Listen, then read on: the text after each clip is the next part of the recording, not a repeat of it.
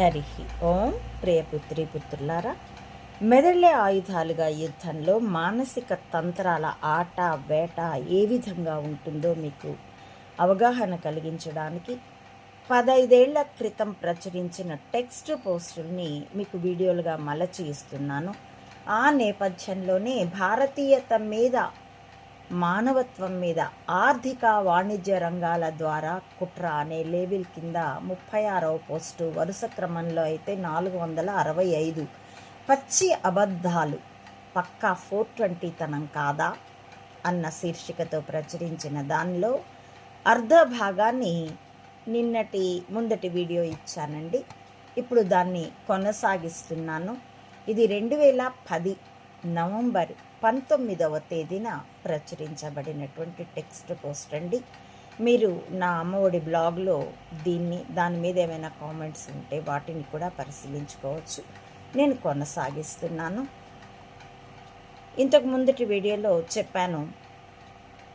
So అద్వానీని 1999 నుండి 2004 వరకు తను డైరెక్ట్గా పిఎం సీట్ ఎక్కడానికి రిస్క్ అనిపించి వాజ్పేయిని సీట్లో ఉంచి తాను చక్రం తిప్పాడు.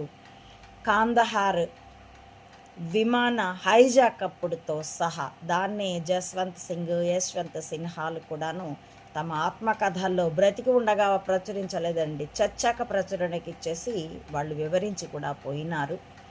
ఈ అద్వానీని నువ్వు దిగిపో, ఇప్పుడు అవసరం సోనియాతో ఉంది, ఆమెను ఎక్కిస్తాము అంటే గింజుకోలే.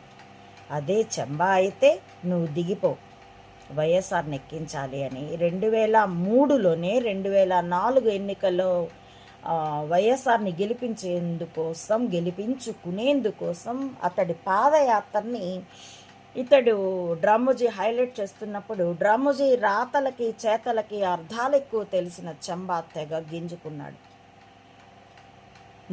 అతడు ఒకటే కదా, నువ్వు చెప్పిందే చేస్తాం కదా, ఎక్కువ తెలియదు, చంబాగాడిని అయితే నమ్మము, వైఎస్ని నమ్మే స్థితి ఉన్నది అన్నది అర్థం కాక గింజుకుంటే అలిపిరి వెంట్రుక వాసిలో చావు తప్పించబడింది. నక్సల్స్ అంతా డ్రామోజీ జేబులో బొమ్మలు. దీని గురించిన సపరేట్ పోస్ట్ తర్వాత ఇస్తాను. రాసి ఉన్నది ఎక్కడో, కాకపోతే సపరేట్ హెడ్డింగ్గా రాయలేదు కాబట్టి ఏ పోస్ట్లో రాసానో గుర్తులేదు కాబట్టి ఒక వీడియో మీకు దాని గురించిన ఫీలర్ నేను మీకు ఇస్తాను. కాబట్టి అక్కడితో ముందటి వీడియో ముగించాను. ఇప్పుడు ముగించిన దానికి కొనసాగింపు ఇస్తున్నానండి. ఏ కారణంగా తాము సీఎంని చేసినా కానీ ఆ సీఎం సీట్లో కూర్చున్న వైఎస్